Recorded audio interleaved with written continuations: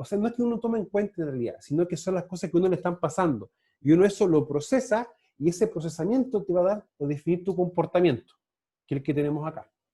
Ahora, en la práctica, estos van a ser como los comportamientos esperados, comportamientos estándar, que se pueden dar y se pueden presentar.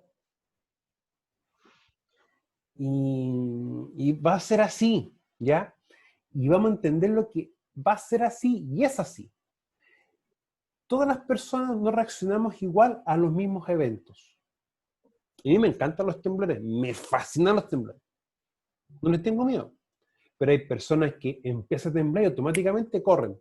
Corren, corren, corren, corren. Hay otras personas que se ponen a gritar, otras que se ponen a llorar. Hay otras que se tiran al piso. Hay otras que empiezan a hacer alusiones de que puede ser un castigo de una divinidad. Y múltiples formas de reaccionar. Y lo he visto. Me ha tocado verlo. Pero eso es un tema, o sea, yo no puedo, ni tú puedes, ni nadie puede manejar o presuponer cómo va a ser la reacción de una persona ante un evento. Pero sí hay que entenderlo de que las reacciones van a ser distintas. Vamos a tener una heterogeneidad de formas de reaccionar. Y pucha, eso es como, ay, es como que... Y es un tema, y es un tema, y va a ser un tema, o sea, y hay que tomarlo en cuenta, porque en la práctica yo no puedo esperar que las personas reaccionen igual, no va a ser así, pero sí preocuparme de quién puede tener, por ejemplo, una reacción compleja. O sea, uno desde la perspectiva de tener una discapacidad, uno modifica los procedimientos de evacuación para que puedan tener una evacuación asistida, otra persona más, ¿ya? Por ejemplo, si es silla de ruedas, que una persona le ayuda a moverse, a desplazarse, y así. Pero, por ejemplo, si nosotros tenemos un compañero de trabajo o en la universidad una compañera de universidad y nosotros nos damos cuenta de que con un temblor o un sismo se pone muy nerviosa o angustiada o presenta un cuadro de angustia en realidad, hay que hacer como diferencias porque no son conceptos bien particulares, uno debe dar como el mecanismo, la forma de poder darle como un apoyo, ¿ya? Para que se sienta más tranquila. O sea, un apoyo temprano, en el fondo, un apoyo para poder evacuar, ¿ya?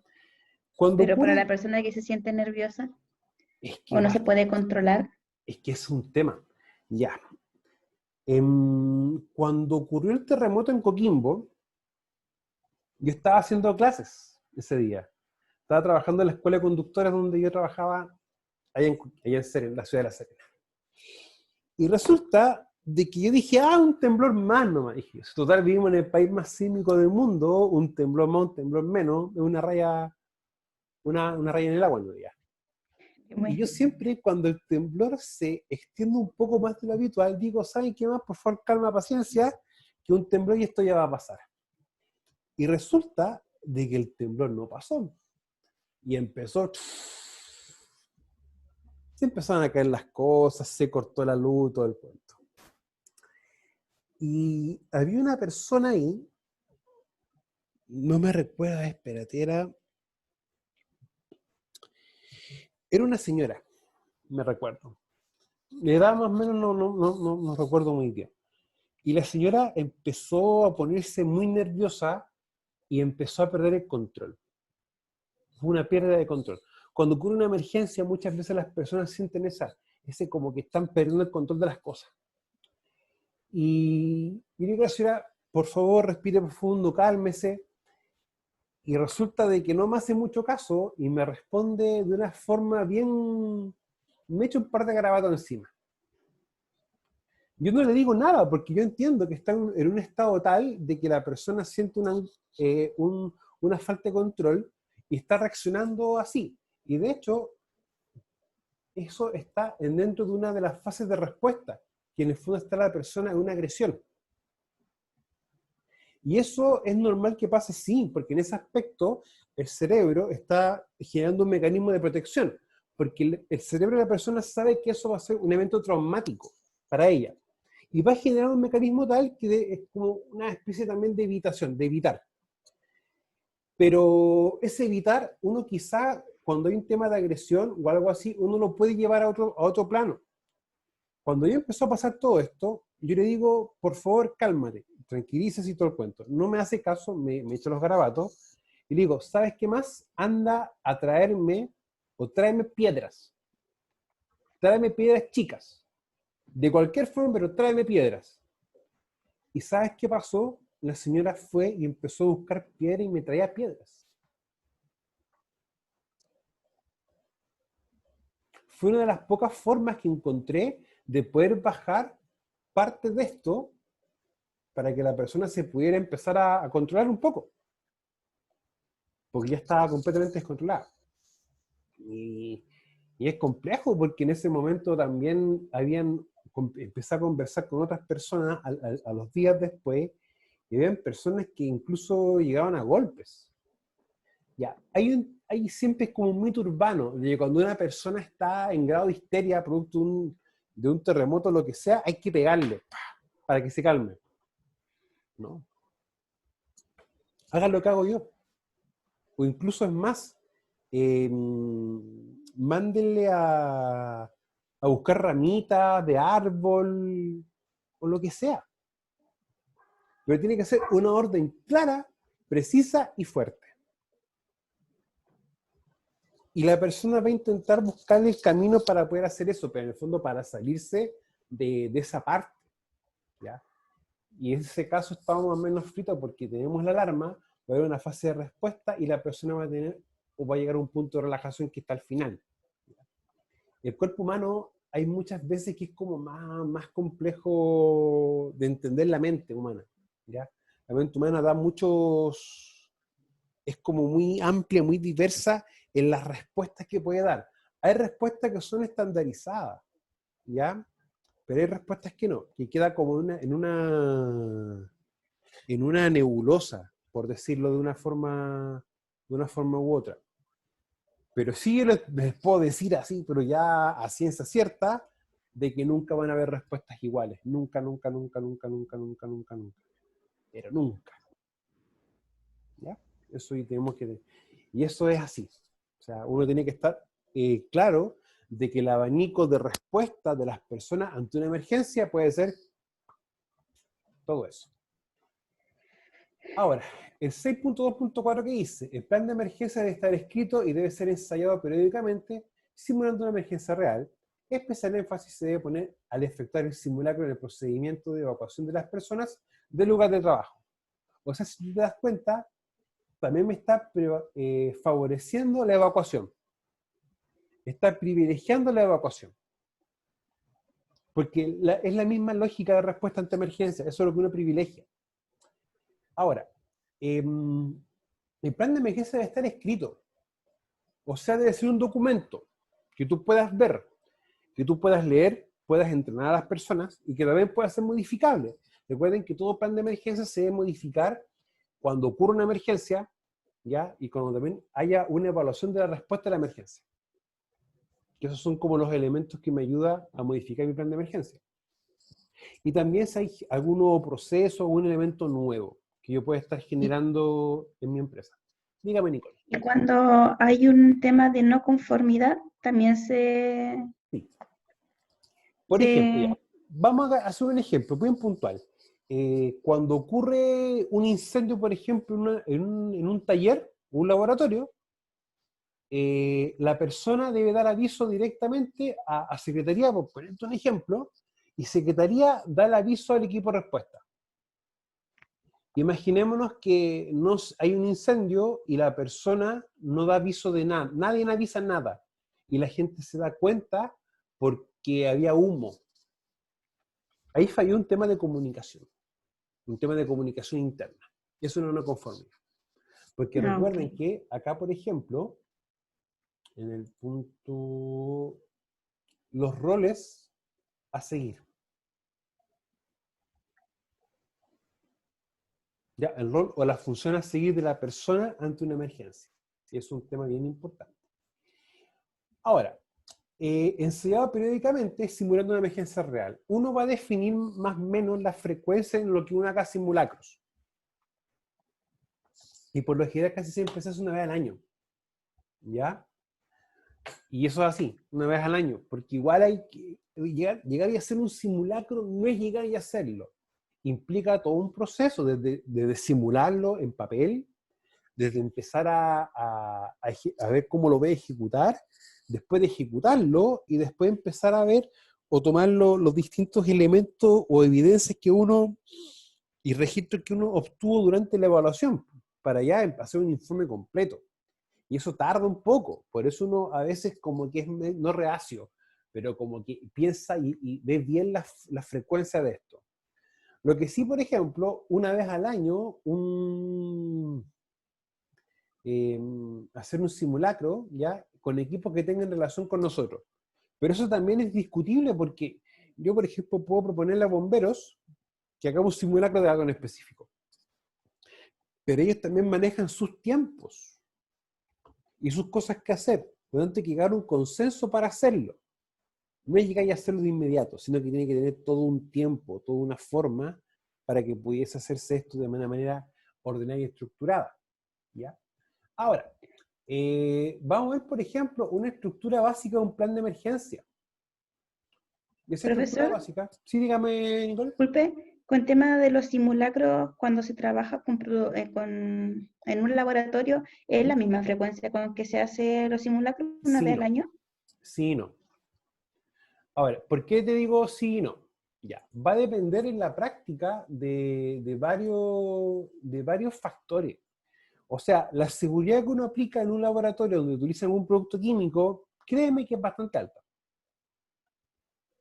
Créeme, porque no es lo mismo estar trabajando con una solución que tenga 1% de ácido sulfúrico, o sea, que en un litro de agua tenga 1 ml de ácido sulfúrico, que en un litro de solución el litro entero sea ácido sulfúrico. Hay condicionantes distintas, entonces uno entiende eso y la forma de trabajar es bien clara y definida. Lo que uno sí refuerza mucho son las buenas prácticas o los elementos que yo debo considerar en temas de seguridad. Yo soy más fanático de eso. O sea, uno igual hace simulacro, 1 o 2 en el año, pero yo soy más de De la que no idea, suceda emergencia. claro, de evitar que suceda. Y eso, ¿cómo uno lo hace? Capacitando a la gente, entrenándola y dando una serie de pautas, ¿ya? Para que la gente pueda hacer un trabajo ordenado, porque ese es el tema. No hay mejor medida de control o no hay mejor plan de emergencia que el que no tenga que usarse. O sea, yo debo estar claro que debo tener un plan de emergencia para actuar, pero también En el estoy global. claro de hacer las cosas de manera tal de evitar tener que llegar a utilizarlo. Yo lo veo así, esa es mi perspectiva. Porque nosotros tenemos que, a ver, nosotros tenemos que cumplir como con uno de los roles nuestros, que es hacer actividades permanentes para el control de riesgos. Pero eso también pasa por un tema de cómo nosotros generamos una cultura preventiva, cómo nosotros generamos instancias en la empresa para que vean la seguridad. Porque en la práctica, si nos damos cuenta, la componente persona, la componente psicológica, es súper alta en temas de seguridad. Pero muchas veces la gente la seguridad no la toma como debiese tomarla, la toma a la ligera, como de qué te preocupáis si no va a pasar esto. Y ojo, sí preocúpate, y ojo, sí pasa. Entonces ahí tenemos temas con eso. Y son temas bien, bien complejos a veces, son temas bien difíciles y que cuesta entender. Pero yo pienso que esa es como la vuelta de tuerca a la prevención. El tema de trabajar mucho la conducta y el comportamiento. Empresas lo entienden así y lo ven así. El 99% de los accidentes ocurren por causa humana. No lo digo yo, lo dice la literatura. La falta de control, según la pirámide de Frank Beer, es lo primero. O la secuencia de Frank Beer en realidad. La falta de control. Las empresas lo entienden y muchas empresas trabajan con un concepto que se llama observadores de conducta. Capacitan a trabajadores para que empiecen a ver y analizar la conducta de sus compañeros para poder detectar ciertos elementos o condiciones que pueden generar un accidente del trabajo. Y lo hacen así. Y ese Profesor, es un tema. Dígame, Nicole.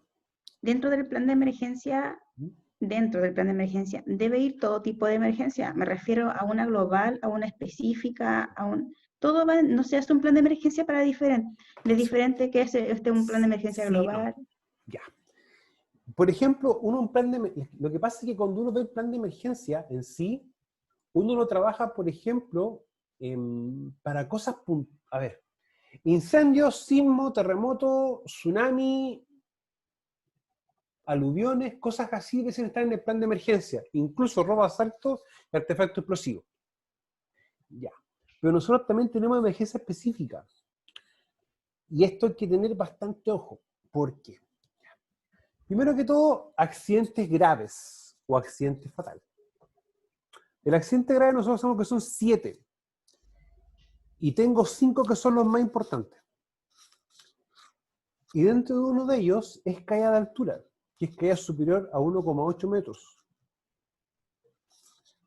Por lo tanto, si yo tengo trabajos que implican eso y tengo, por ejemplo, uso de elementos de detención de caída, ¿debo tener un plan de rescate? Sí. Si una persona queda en suspensión, debe ser rescatada lo más pronto posible. Y eso tendría que ser un plan de emergencia específico. Tengo, por ejemplo, gente trabajando en alcantarillado, que alcantarillado viene a ser un espacio confinado, donde la misma entrada es la misma salida. ¿Debo tener un plan de rescate si ocurre un accidente adentro? Sí. Sí. Bajo esos contextos, debo tener un plan de emergencia específico. Incluso es más, si tenemos un laboratorio y que tenemos sustancias peligrosas específicas, también debemos tener un plan de emergencias químico, específicamente para eso. Porque, a ver, acá viene también un tema de darnos cuenta de cuáles son las emergencias específicas a cada lugar de trabajo. Si yo, por ejemplo, tengo un taller de soldadura, y ellos solamente hacen trabajo en caliente, ellos tienen un contacto con energía eléctrica súper alto, contacto con superficies calientes súper alto y contacto con fuego, y otras proyecciones de partículas incandescentes y una serie de cosas más.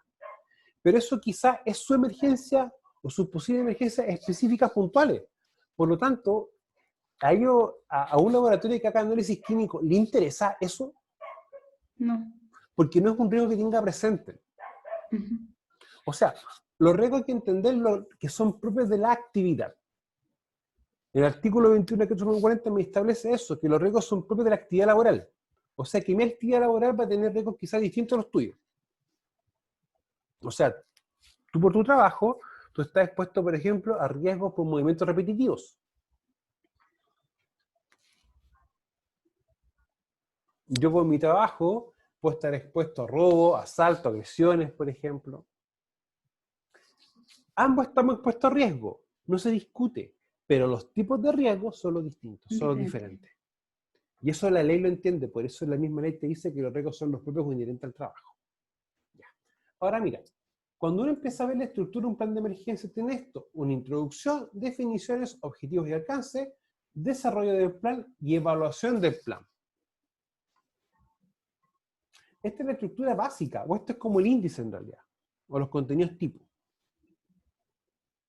Y ya uno empieza ya como a tener como distintas componentes en realidad. Ahora, hay conceptos, por ejemplo, que son los que están acá, que esos sí tienen que estar en definiciones. Si tú te das cuenta y uno empieza como a analizar esta estructura, es como va muy de la mano con la estructura que tenga un procedimiento de trabajo. Como los que vimos, por ejemplo, cuando estábamos viendo los que era sistema de gestión. Sí. Y si te das cuenta, va para ese lado, para yo ordenar y uniformar todo. Si la práctica del plan de emergencia es un procedimiento más, pero un procedimiento de respuesta ante una emergencia. Eso hay que entenderlo de esa manera, Nicolás. ¿Ya? O sea, el plan de emergencia es un procedimiento de respuesta. Sí, es un procedimiento más, pero enfocado netamente a dar respuesta a una emergencia. Por eso a veces cuando a mí me tocaba, por ejemplo, revisar matrices, procedimientos de trabajo, y me tocaba ver las medidas de control de los riesgos, a mí el plan de emergencia era como, pero ¿por qué? Si esto es de respuesta, ¿ya? Y es porque se cae en el cliché. O sea, no, no tengo más medidas de control, ponle plan de emergencia. Y te lo digo porque uno se da cuenta que eso es netamente un cortar y pegar, porque una vez me tocó ver, ¿qué era el tema específico? Era un procedimiento para archivar o despachar las órdenes de compra de una empresa que tenía un sistema de gestión de calidad. Y resulta de que yo veo que tiene una matriz de riesgo eso. Y empiezo a revisar la matriz de riesgo, me doy cuenta que habían cortado y pegado una matriz que era para corte y pulido de una pieza metálica. Entonces, como que, ya, o sea, no tiene que tener esa lógica.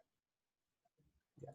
Entonces, cuando nosotros vemos ya más los puntos principales, que es el desarrollo del plan, no estoy diciendo que esto que está acá no es importante. No estoy diciendo que esto es importante. Es importante, sí, pero lo que para nosotros tiene mayor relevancia es lo que está acá. Que en el fondo el desarrollo y evaluación del plan. Yo puedo evaluar siempre y cuando esto esté desarrollado. Una cosa es tener el plan de emergencias hecho, tenerlo listo. Y otra cosa completamente distinta es que el plan de emergencia esté en una carpeta en el computador o esté en un archivador, sin usarse, pero en el fondo sin que esté en conocimiento de la gente. O sea, pese a que yo soy fanático de aplicar controles previos y evitar tener que llegar a esto, igual capacito, igual hago el entrenamiento, porque uno nunca sabe cuándo puede pasar algo. Profesor, entonces usted dice que debería ser correcto que un plan de emergencia estuviera, o, la, o las medidas, o como lo que se va a desarrollar en una emergencia, a la visualidad para todas las personas, Sí, o capacitar. sí. Incluso es más, por ejemplo, estas cosas así, o también como por ejemplo las medidas de evacuación, debiesen estar en un lugar disponible para todos en las instalaciones, incluso hasta para las visitas. A ese nivel uno tiene que llegar. Y si te dais cuenta, la pega no es, o sea, un trabajo es hacer el plan de emergencia. Ese es un trabajo. Pero el segundo trabajo, que es bien importante, es el capacitar y el entrenar a las personas con respecto a la respuesta de emergencia. O sea, uno de los aspectos positivos de todo lo que está pasando es que la gente está tomando conciencia de que hay que hacer prevención.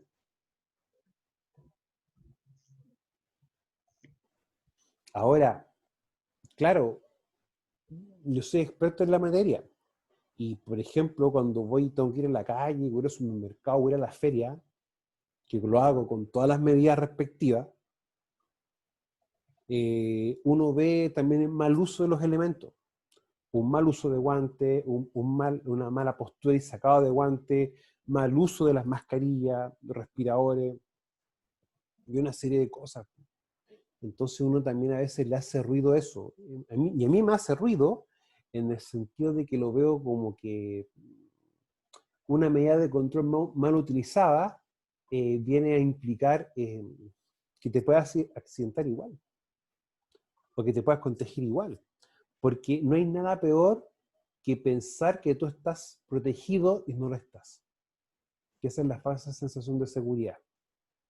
Y con los planes de emergencia pasa algo similar, porque las empresas te preguntan, ¿tenéis plan de emergencia? Sí, estamos tranquilos. Pero no han preguntado, oye, ¿y están entrenados para el plan de emergencia? Ese es el punto. O el que lo conozca una sola persona tampoco sirve. No, no sirve. Pero sí es un trabajo largo, es un trabajo que es extenso, que no es sencillo, que implica una buena cantidad de horas hombre implicadas en esto, en el que pueda funcionar bien. Y eso es así, Nicole, no te voy a mentir con eso. Es un proceso largo, es un proceso extenso que implica cambiar temas culturales.